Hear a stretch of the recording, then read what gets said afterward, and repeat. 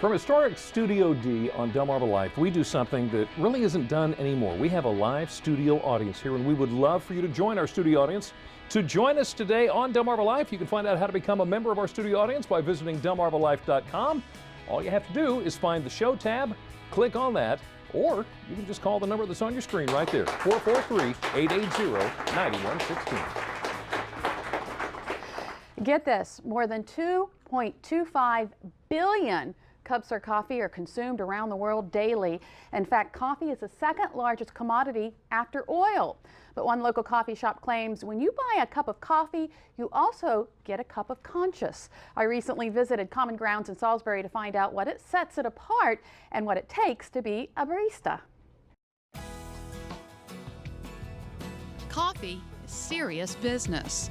And for many coffee drinkers, there's no other way to start the day than with a cup of Fresh Joe.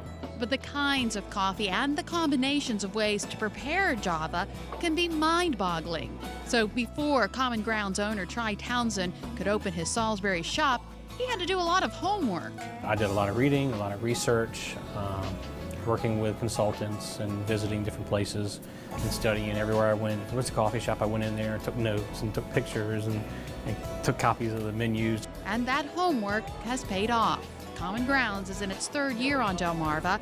It's also the only 3-star certified green restaurant on the Eastern Shore. Which was something unique and still new for the area.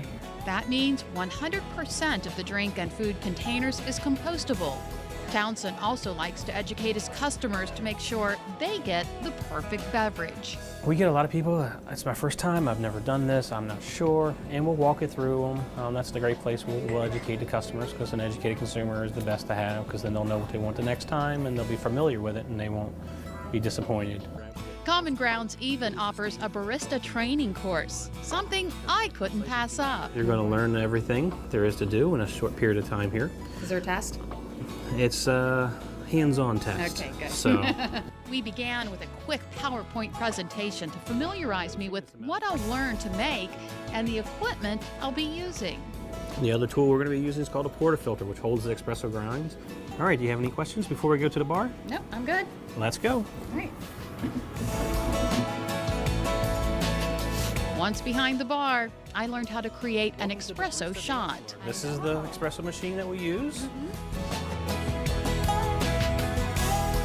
First, what we're going to do is we're going to grind our espresso. This machine is set to grind 14 to 18 grams of espresso to a perfect texture. Next, it's time to dose the coffee into what's called a portafilter. And then we give it a little tap, kind of help level it off. Once in the filter, the espresso is tamped down and polished. Everything is done to a precise consistency. And the portafilter comes in here at about the 7:30 spot. The espresso machine dispenses hot water, 198 to 202 degrees to be exact, through the portafilter and into a shot glass. This is espresso. To make a cappuccino, we need some frothy milk. All right, it's time to steam some milk. We're going to clear that out. The espresso machine also has a steaming wand. Turn it on, and then you're going to bring it up until you hear this little noise. And for some baristas, adding that milk to the espresso shot is an art form. It's a little bit thicker foam.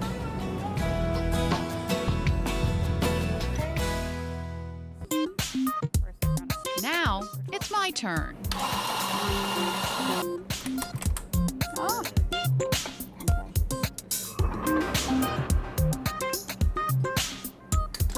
Put it in about 7:30.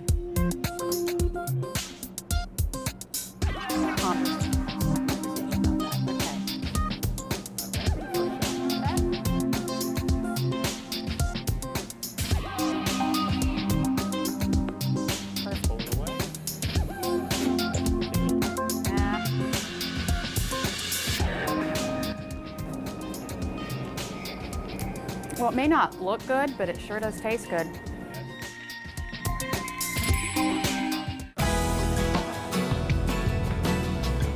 And that was enough for me to graduate. And we drank a lot of coffee that day. Tri Sure. Townsend joins me in the kitchen this afternoon. Thank you for joining us. I had so much fun Thank you. that day. It Learned was a fun. lot. It was Yeah. fun.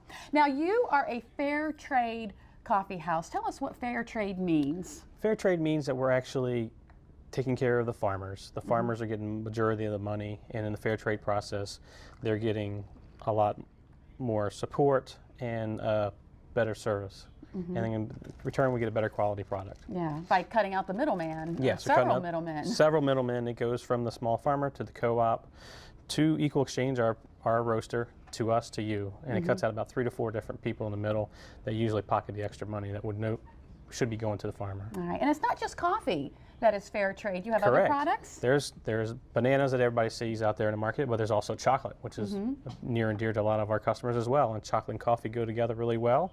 And today we're going to share some chocolate and coffee with all the audience and people here, so they can experience a coffee and chocolate pairing, just like we're going to have on March 1st with a sommelier chef coming in and actually doing a dinner pairing of foods and coffee, and chocolate and coffee for desserts. Right, because I don't even really think about, pairing things, a certain kind of coffee with a certain kind of chocolate. Is that what you're talking about? Correct. Just like a wine pairing, it's the same thing. You have a lot of similar flavors and profiles in your coffees as you do in your wines. All right, so you brought some coffee for everyone and some chocolate. Now you put a couple pieces down here. What do we have here? For here, you're going to start off with the orange dark chocolate from Equal Exchange, which we have right over here. Okay. Take a bite of that, let it melt on your tongue, and then chew it. And then take a sip of the coffee that we give you. That's called Mind, Body, and Soul.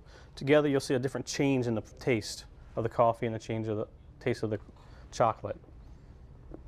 Oh, okay. And brought out the flavor of the orange in the chocolate. That is good. These are two of my favorite things, coffee and chocolate. I never imagined, yes, it does. It brings out the orange. So Definitely. What is you said your most popular coffee is actually the grind, the daily grind, what do you call it? Their most popular, it's actually a brewed coffee. It's not It's just, a drip coffee. Right. Midnight Sun, which we'll have next to serve to you guys, is our favorite dark roast for the audience.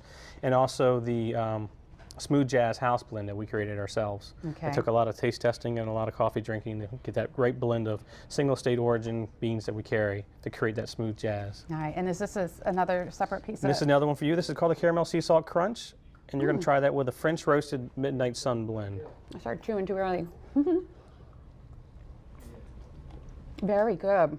Oh, it's amazing how when you drink the coffee, the flavor of the chocolate just bursts out. Yes. Very good, and our audience is tasting it as well. If you would like to learn more about common grounds and fair trade coffee, you'll find that information by going to our website, delmarvalife.com, and click on the show tab. Of course, we'll have information there as well about your pairings, your chocolate and coffee pairing coming up real soon. Now here's a look at what's coming up in the news on First at 5 on Fox 21 and later on WDOC News at 6 and 7.